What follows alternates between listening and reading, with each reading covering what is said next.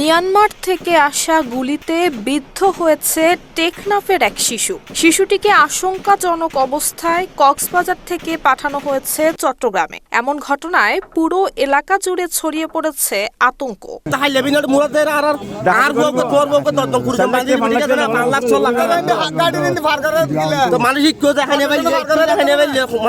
নাস্তা আনার জন্য ঘর থেকে বাইরে বেরোলে মিয়ানমারের বিদ্রোহী গোষ্ঠীর ছোড়া একটি গুলি শিশুটির কানে এসে লাগে। 11 জানুয়ারি সকাল 10টার দিকে কক্সবাজার টেকনাফ মহাসড়ক সংলগ্ন তেছি ব্রিজ এলাকায় ঘটে এই ঘটনা। গুরুতর আহত ওই শিশুটি লম্বাবিল হাজী মোহাম্মদ হোসেন সরকারি প্রাথমিক বিদ্যালয়ের 4র্থ শ্রেণীর ছাত্রী।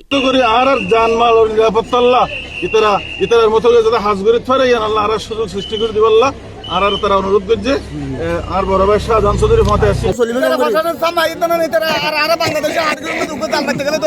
আর মনোবল হতো হাসপাতাল জেরুজালেম 25 বছরের পথ চলায় নিরাপদে রাখার প্রত্যয়ে। প্রথমে পুলিশের পক্ষে শিশুটি মারা গেছে বলে জানানো হলেও দুপুর 2:30টার দিকে নিশ্চিত করা হয় অবস্থা আশঙ্কাজনক হলেও শিশুটি জীবিত রয়েছে। এদিকে ওপারের সংঘাতের জেরে এপারের সীমান্তে অবস্থান করা মিয়ানমারের রোহিঙ্গা বিদ্রোহী গোষ্ঠীর 52 সদস্যকে নেওয়া হয়েছে পুলিশ হেফাজতে। এ বিষয়ে পরবর্তীতে আইনি পদক্ষেপ নেওয়া হবে বলে জানিয়েছে পুলিশ।